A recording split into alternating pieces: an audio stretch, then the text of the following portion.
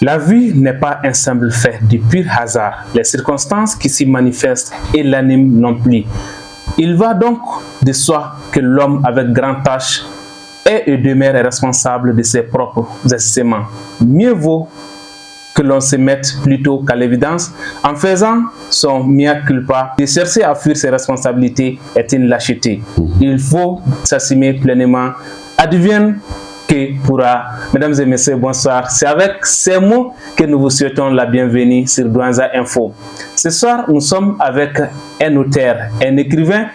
Donc, les passages nous ont permis de tirer ces quelques mots que nous venons de vous lire. Nous vous demandons de partager cette vidéo comme nous avons l'habitude de le dire. Douanza Info, c'est la promotion en tout cas des activités au niveau local, au niveau régional. Donc ce soir, nous sommes avec un écrivain. L'homme est né à Kakoulé, c'est en 1995. Kakoulé, c'est dans les cercles de Koulikolo. Il fut membre fondateur et secrétaire administratif de l'Union des jeunes écrivains du Mali. Il a participé en tant qu'invité à l'émission littéraire radiodiffusée des Coins des Poètes, puis renommé aujourd'hui Plume d'Or de la chaîne D à l'ORTM. Il fut aussi professeur de droit au centre de formation Sori Konake, donc autrement connu Sifotex de Sévaré. Président fondateur de l'association Solidarité Action Promotion de la Lecture Saprolec. En 2004, il a également participé au Festival international de poésie itinérante en Afrique qu'on appelle aujourd'hui FIPIA 2004. Professeur de lettres et de droit au lycée Abiré-Goro, l'homme est aujourd'hui chef de division communication, administration et finances au niveau de l'Académie d'enseignement de Douanza. Notre invité de ce soir s'appelle Modibo Bekay Traoré. Modibo, bonsoir, et bienvenue sur Douanza Info. Merci, je vous remercie beaucoup. Merci beaucoup. Merci d'avoir accepté notre invitation. Merci bien. Je pense que la présentation, je n'ai pas fauté. Non. D'accord. L'essentiel est dit. D'accord. Oui. Alors, monsieur Modibo Bekay Traoré, c'est bien, j'ai bien prononcé maintenant? Oui, c'est ça. Alors, vous êtes écrivain et pédagogue aujourd'hui. Et quels sont vos mots à l'endroit de ceux qui nous regardent à travers nos plateformes sur Douanza Info? Bien, je vous remercie de m'avoir donné l'occasion aujourd'hui de pouvoir m'exprimer au niveau de votre studio. Et tout d'abord, avant mes mots, je souhaiterais quand même, en guise de reconnaissance, vous adresser vraiment ma vive reconnaissance pour m'avoir invité sur ce plateau. Merci. Et vraiment, j'en suis très heureux et très content. Parce que pour qui c'est la localité de Douanza, donc les problèmes sont majeurs et ce n'est pas facile. Tout à fait. Le fait d'avoir pris une telle initiative de créer un tel studio, et vraiment c'est un créneau de communication pour vraiment beaucoup d'initiatives comme la mienne. Oui. Voilà, donc mes premiers mots vont à l'endroit de à Douanza Info. Merci beaucoup. Mes encouragements aussi. Merci. Vous êtes jeune, vous avez pris une belle initiative et je demande au bon Dieu de vous accompagner. Merci beaucoup. Et de vous donner beaucoup de courage, et beaucoup d'esprit d'ouverture pour prendre d'autres initiatives encore plus salutaires. Et bon vent à Douanza Info. Merci beaucoup. Ensuite, mes mots vont à l'endroit du public de Douanza, dans sa majorité, à l'administration que je représente. Parce que je suis un administrateur aussi. Tout à fait. Et donc, à l'ensemble du monde scolaire, du monde de l'éducation, je fais partie également, je suis enseignant aussi. Et donc, c'est un mot de joie. Un mot de joie et un mot de reconnaissance aussi vis-à-vis de tous ceux de loin ou de près qui m'ont soutenu pendant tout ce temps. Je vous remercie. Merci beaucoup. Merci encore une fois de plus, M. Modibo Bekay Traoré, d'avoir répondu à notre invitation. Merci également pour les encouragements. Alors, cher public, vous l'aurez constaté dans ces premiers mots que nous sommes aujourd'hui face à un pédagogue, à un enseignant. Donc, nous n'avons pas droit à nos fautes dont nous avons l'habitude. Donc, M. Modibo Bekay Traoré, vous êtes écrivain. Est-ce qu'on peut savoir aujourd'hui ce qui vous a passionné, ce qui vous a motivé à rentrer, à embrancher ces domaines littéraires? Je vous remercie. C'est une question vraiment pertinente. Je ne cesse de me la poser depuis un certain temps et beaucoup de gens se posent la question. Précisément, je peux dire que j'ai commencé à écrire depuis l'enfance. Précisément depuis la 8e année à Bougouni. Vous savez, l'écriture c'est un don. C'est un don. Je peux dire qu'il ne devient pas écrivain qui le veut. Voilà, on n'en est pas écrivain, mais l'écriture, la vocation, c'est une vocation. C'est-à-dire qu'il n'est pas donné à tout le monde le don d'écrire. Vous savez, vous pouvez être professeur de lettres, être docteur en lettres, etc. Mais vous pouvez ne pas écrire. Voilà, donc il y a des exemples qui sont vraiment frappants. Quand je prends l'exemple de Seydou Badian qui a été paix à son âme, il n'était pas littéraire, c'était un scientifique, un médecin. Pourtant, c'est l'un des plus grands romanciers d'Afrique qui est connu, très célèbre. Voilà, donc moi, je vais résumer seulement que c'est la vie qui m'a amené à écrire. Quand je dis la vie, ma propre vie et la vie des autres. Il y a certaines circonstances qui font que on est touché, souvent choqué, souvent en colère. Donc c'est l'expression de tous ces sentiments-là qui m'ont amené à écrire dès le bas âge. Mais la cause fondamentale est que j'ai été séparé très tôt de mes parents. Voilà, depuis l'âge de 12 ans, j'ai été arraché à mes parents. Bon, j'ai dit arraché le mot un peu peut-être fort, mais vous savez que chez nous, dans notre société, l'oncle a la primauté sur l'autorité du père. Exactement. Chez nous, c'est l'oncle qui décide. Alors, il s'est avéré que dans ma vie, j'avais beaucoup d'oncles. Celui qui suivait mon père était ingénieur agronome. Il travaillait à la CMDT, à la direction régionale de la CMDT à Bougouni. Et donc, il m'avait fait une promesse depuis l'enfance. Il m'avait dit que quand j'arriverais en 6e année, parce que j'ai travaillé, j'étais intelligent, à l'école au village, j'étais intelligent, j'étais souvent premier, deuxième de la classe. Et cela, vraiment, il était content de ça. Il m'avait fait la promesse, d'où le nom du premier livre, voilà, donc promesse. Il m'avait fait cette promesse, mais il m'avait dit de ne partager cette promesse avec qui que ce soit, même mes propres parents. Et j'ai gardé ça en secret pendant au moins plusieurs années. Même ma mère, mon papa, n'étaient pas au courant. Quand j'ai passé au CEP, et l'oncle est venu, il dit qu'il va tenir sa promesse. Et le livre est parti de là, ce livre-là est parti de là. Donc c'est le premier livre. Hein? Voilà, et donc le premier texte, le premier chapitre de ce livre-là, ça c'est promesse. La promesse, donc c'est un récit un peu autobiographique, mais je ne suis pas le seul personnage, il y a beaucoup d'autres qui sont des personnages là-dedans. Le personnage principal c'est Djigui, le personnage secondaire qui suit, ça c'est l'oncle de Djigui. Voilà. Ok. Alors, tu portes à croire que notre écrivain, en tout cas, a commencé à écrire depuis à bas âge. Voilà, tout alors, Monsieur Traoré, est-ce qu'on peut savoir aujourd'hui, vous avez écrit combien de livres actuellement? Et présentement, j'ai à mon actif 4 livres qui sont complètement terminés, dont 2 qui sont édités, qui sont avec nous. Le premier livre édité, c'est Promesse. Les seconds, ça c'est Chronique d'une mission dirigée, qui est le second. Mais les 2 livres sont sortis ensemble. Alors, j'ai commencé à écrire le livre Promesse depuis Bougouni. C'est des textes que j'ai écrits souvent en 8e année, 9e année, 10e, même au niveau de l'université. C'est les écrits de tout un parcours scolaire et universitaire. Donc j'ai rassemblé sous forme de livres ici, que j'ai enrichi. Ça c'est le premier livre. C'est le second livre, Chronique d'une mission dirigée, ça porte sur la corruption. Voilà, au niveau surtout des administrations. Donc, ce livre-là, c'est après la fin de mes études, j'ai occupé mon premier emploi. Et là, j'ai été amené à travailler dans certains projets. Ce que j'ai vu et vécu avec des gens qui m'ont fait des récits, comme l'a fait Amadou Ampadeva, paix à son âme, avec son livre Le Temps destin de Wangrin. Et donc, j'ai fait la même chose ici. C'est un personnage que j'ai rencontré lors de mes missions qui a voulu que je partage ce qu'il a vécu. Et moi aussi, j'ai vécu des choses et j'ai mis ces choses-là ensemble. D'où le second livre, Chronique d'une mission dirigée. Voilà. Mais le troisième livre qui n'est pas encore paru, ça c'est un recueil de poèmes. Et ça c'est Cœur et mémoire. Cœur et mémoire. C'est des textes que j'ai commencé à écrire au niveau de l'université. Certains portent sur mon village natal, d'autres sur mes parents, d'autres sur des personnages que j'ai rencontrés dans la vie.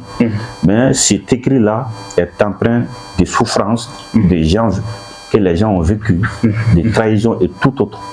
Donc ce recueil-là n'est pas encore sorti, mais le livre est totalement terminé. D'accord, ça voilà, c'est le troisième livre. Voilà, ça c'est le troisième livre. Le quatrième livre enfin, ça c'est le plus volumineux, que j'ai commencé à écrire à Douanza ici, et j'ai terminé ici, je crois au mois de septembre passé. D'accord. Ça c'est les chemins de ma vie. C'est le plus volumineux, c'est plus de 300 pages. 300 pages. Voilà, mais ça aussi ce n'est pas encore édité. Les deux sont en attente. D'accord. Je voulais épuiser d'abord les stocks que j'avais des deux premiers livres. Ça c'est déjà fait maintenant. Donc, mais les gens sont en train de demander la deuxième édition des deux premiers livres. Avant que je ne lance les deux autres à venir. C'est pourquoi je suis en train de les faire attendre. Voilà un peu le contexte où on en est. Ok. Voilà. Alors, donc, vous avez 4 livres déjà écrits et le travail est terminé. Effectivement. Et nous savons que ça n'a pas été facile. Est-ce que vous avez rencontré des difficultés dans ce travail-là? Et comment parvenez-vous à gérer le professionnel et ces côtés de passion-là? Parce que l'écriture, on peut considérer que pour vous, c'est une passion. Oui. N'est-ce pas? Tout à fait. Parce que du côté professionnel, vous êtes en tout cas chef de division communication au niveau de l'académie. Oui. Communication, administration et finances. Oui. Comment vous parvenez à gérer aujourd'hui ces deux domaines? Ok, merci beaucoup. C'est une question vraiment très très pertinente. Et j'avoue que ce n'est pas facile. Et bon, vous savez que moi j'ai des principes. Ces principes-là, je les puise depuis mon éducation. Je viens de vous dire que je n'ai pas eu une enfance facile. Tout à fait. Et une enfance un peu difficile. Mais pourtant, ce sont ces difficultés, ces souffrances vécues-là qui me servent de tremplin. Ouais.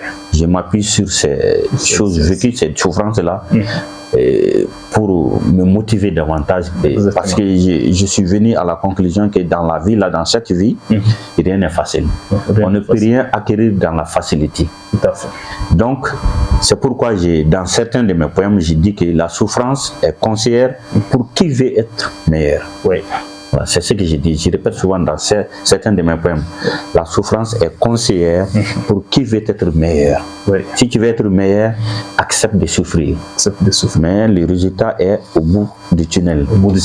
En travaillant, en supportant beaucoup de peines, on pourra arriver à ses fins. Oui. Donc, je pars de ce poste-là pour me mettre au travail. Alors, l'écriture, les deux premiers livres, je les ai écrits avant d'être bureaucrate. Oui. Ok.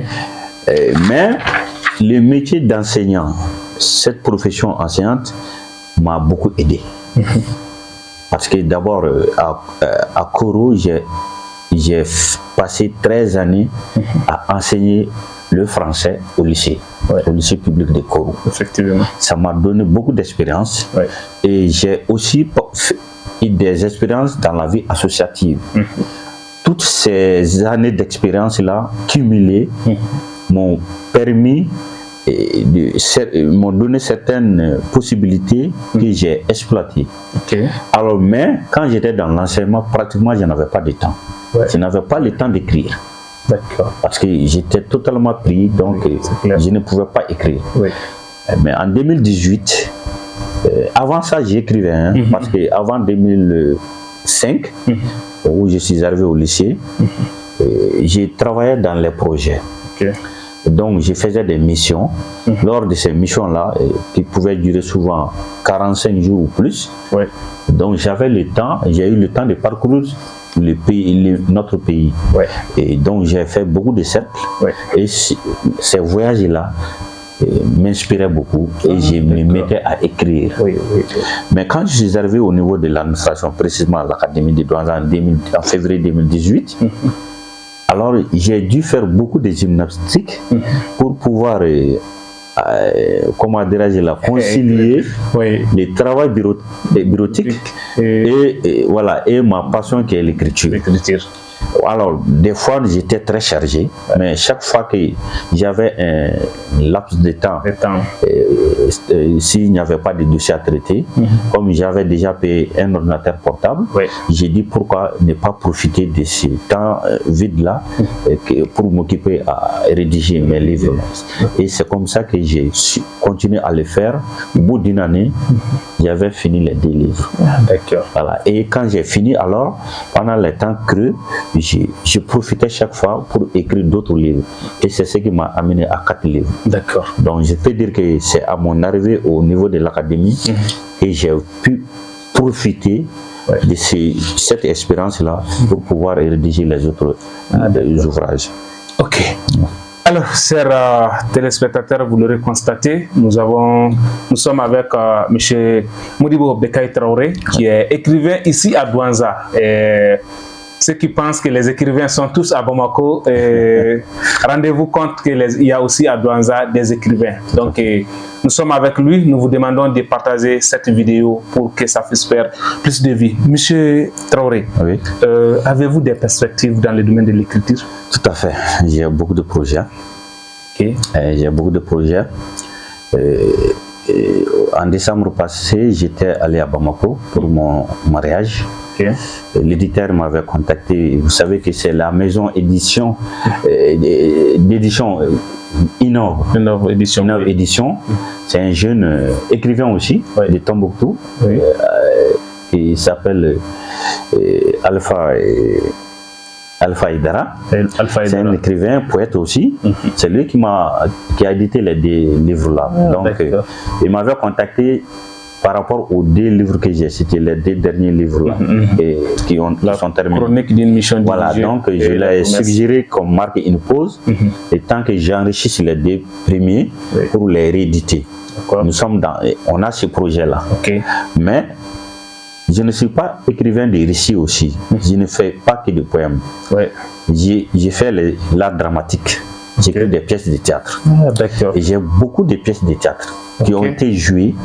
J'ai fait l'adaptation aussi des textes d'autres écrivains. Par exemple, j'ai rencontré beaucoup d'écrivains maliens, africains ou étrangers. Et j'ai fait l'adaptation de leurs œuvres.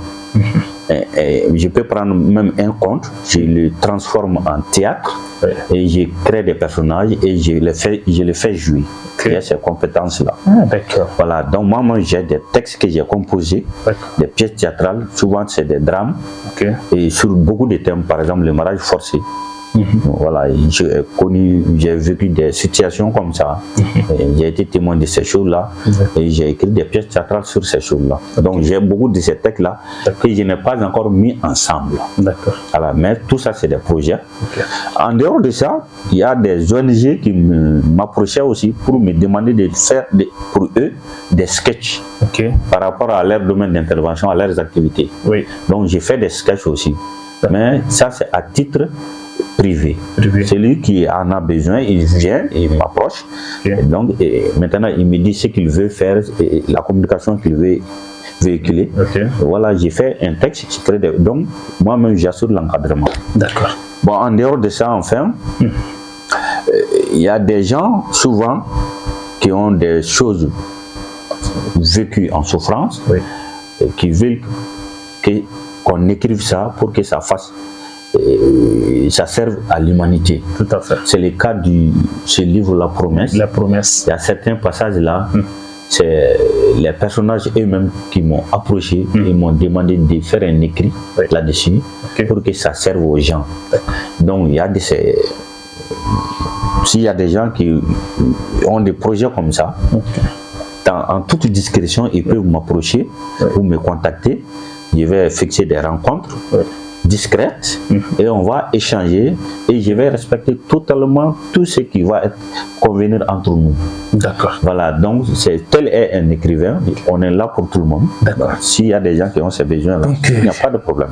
Je pense que ceux qui nous suivent ont compris aujourd'hui les qualités d'homme dont vous détenez et les services que vous offrez aujourd'hui en tant qu'écrivain et en tant que personnalité. Oui. La question qui m'arrive tout de suite dans la tête, j'aimerais savoir, ayant toutes ces qualités, ces capacités, quelle est votre collaboration en tant qu'écrivain avec les autorités de la région de Douanza? Bon, d'abord, sur le plan administratif, l'Académie collabore avec le gouvernorat de Douanza, la préfecture, les services rattachés à l'Académie tels que les CAP, les lycées, etc. Oui. Bon, ça c'est sur le plan professionnel. Tout à fait. Alors, nous sommes dans le monde de l'éducation. Bon, à part ça, il n'y a pas d'autres collaborations à ce que je sache avec les autorités. Vous n'avez pas présenté les livres? Bon, si, je l'ai fait. Mais je suis un peu déçu sur ce plan parce que je suis vraiment gêné de le dire, hein, mais il faut le dire, c'est la réalité. Alors, quand les deux livres sont sortis au mois de juillet, ça a coïncidé avec les travaux de secrétariat des différents examens. Bon, il y avait beaucoup d'étrangers ici. Les gens se sont mis à acheter vraiment ces livres-là. Mais on a beaucoup vendu. Alors, j'ai approché certaines autorités, je ne vais pas les nommer, par rapport aux écrits-là. Bon, j'ai pas trouvé d'engouement, franchement, hein, parce que j'ai compris finalement que, en fait, est-ce que les Maliens d'aujourd'hui, est-ce que les gens vraiment aiment lire? Il y a ces problèmes-là. Ça, c'est pas ici seulement, c'est partout. J'ai constaté ça. Parce qu'en 2005, j'ai participé à une action initiée par l'ONG Action Mopti sur la lecture. On a fait une enquête et on est arrivé à la conclusion que les gens n'aiment pas lire. Et les enseignants et les élèves, et même des gens qui se disent cultivés, ils ne lisent pas. Or, tout le problème est là. Alors, tant que les gens n'ont pas le goût de la lecture, ils ne vont pas lire. Du coup, ils se disent que est-ce que moi j'ai le temps de lire? Pourquoi je vais acheter un livre? Or, le savoir se trouve dans les livres. Tant que tu ne lis pas, tu ne te cultives pas, tu ne pourras pas avancer sur le plan intellectuel. Voilà, ça c'est mon constat. Mais si il y a les autorités, j'avais souhaité quand même faire la promotion du livre à Bamako. Mais les mouvements ici sont difficiles. Voilà, donc compte tenu de l'aspect d'insécurité, alors je me suis réservé. Mais j'avais souhaité au moins que la région de Douanza puisse s'en approprier. Quand le livre est venu, j'ai présenté le livre au maire de Douanza. Je suis parti jusqu'à la mairie, il a payé des livres. Mais on en est resté là. Or, moi, mon objectif n'était pas seulement de la vente du livre. Je voulais qu'au moins les gens s'approprient les livres. Ça, c'est une des occasions rares que j'ai jamais eu ici. C'est la première fois qu'on m'invite à venir parler de ces livres-là. C'est déjà un bon début. Ça, je peux vraiment vous remercier pour ça. D'accord. Merci. Alors, si nous invitons quand même les uns et les autres à se procurer des livres, parce que nous vous avouons que c'est des livres qui sont très riches et dont Douanza Info même peut en témoigner. Alors nous invitons également les uns et les autres à lire, parce que c'est seul dans la lecture qu'on peut se cultiver, qu'on peut être meilleur, comme on aime le dire, militaire. Alors, M. Traoré, pour ceux qui en ont besoin des livres, comment ils peuvent s'en procurer aujourd'hui? Bien, je vous remercie. Présentement, il ne reste pas beaucoup. Le stock qui a été édité, il n'en reste pas beaucoup.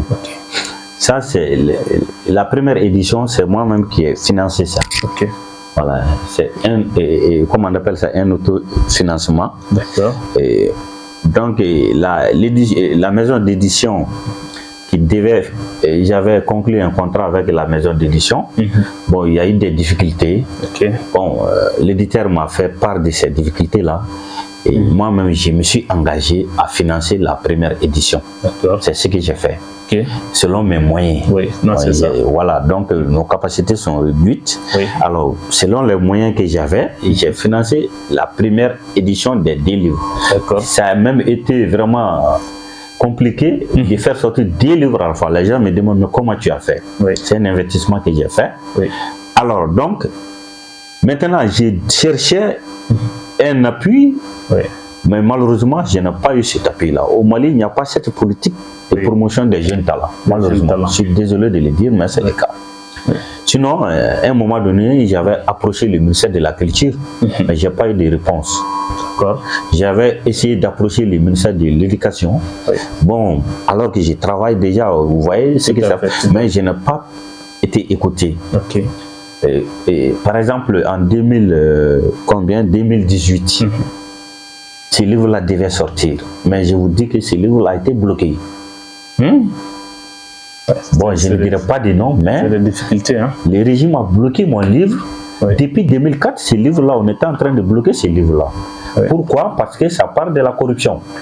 Mais aujourd'hui, cette corruption-là, c'est devenu une gangrène et tout le monde en parle. C'est clair. C'est un fléau aujourd'hui, c'est ce qui a fait mettre ce pays-là à genoux. Tout à fait. Mais moi, on m'a menacé de mort 3 fois à cause de ça. À cause de ces livres-là? Oui. Quand j'avais envoyé la première fois les manuscrits à Bamako, la maison d'édition qui s'était engagée à les publier a eu peur. En lisant, mais il faut changer. On m'a proposé de changer certains contenus. J'ai dit je ne peux pas. Ils me disent pourquoi. J'ai dit parce que ça me tient à cœur. Je veux faire sortir ce livre pour éduquer la jeunesse. Attirer l'attention des autorités et amener un changement positif des populations, dans le comportement des populations. Mais je crois en ça. Mais malheureusement, on m'a dit que ça, à l'État, ça n'allait pas sortir parce que si ça sortait, ça poussait les gens à la révolte. Donc moi aussi, bon, comme je n'ai pas de pouvoir, je me suis réservé. Tout à fait. Dieu a fait qu'en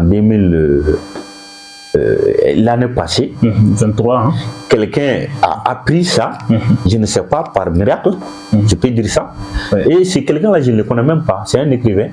Il m'a appelé, je ne sais pas comment il a eu mon numéro. Il m'a appelé, il me dit, mais je connais un jeune éditeur, et lui, il n'écrit rien. Voilà, il n'a pas d'appartenance politique. Si je vais t'envoyer son numéro, essaie de l'appeler. Si tu entres en contact avec lui, je suis sûr il va faire sortir. Même si le monde va disparaître, il va faire sortir ça. Et c'est ce qu'il a fait. Aujourd'hui, je remercie vraiment les éditions Innov, vraiment pour m'avoir soutenu et pour avoir cru en moi.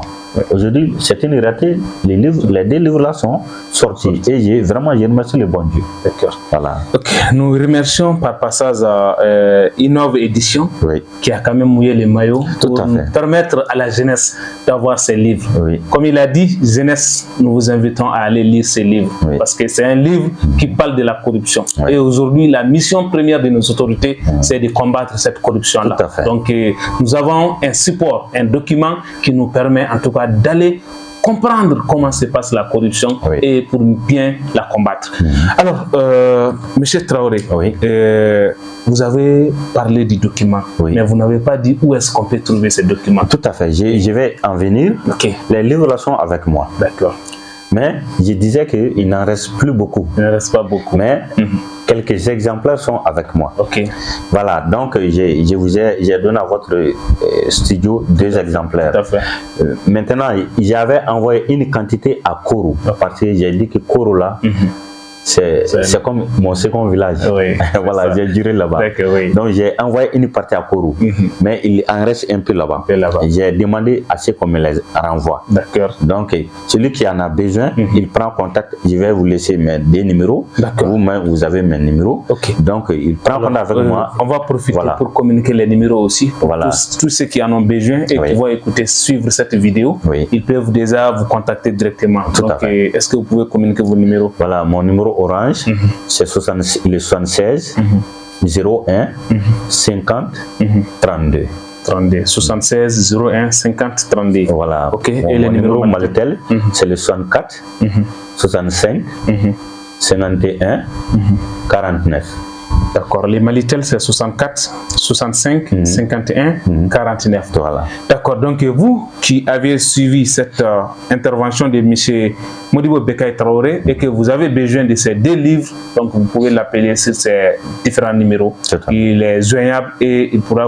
Alors, M. Traoré, notre débat ou temps vers sa fin. Oui. Et quel est vous aujourd'hui votre message au public? Bien. Le message que j'ai à l'endroit du public, d'abord, je vais adresser un message particulier au monde de l'éducation. Aujourd'hui, l'école a beaucoup de difficultés. Tout le monde en a conscience. Qui a fait que tout récemment, les plus hautes autorités du pays ont décidé de tenir les états généraux de l'éducation. Exactement. Et je crois que les assises là ont permis de faire le diagnostic de la situation et de proposer des pistes de solutions. Oui.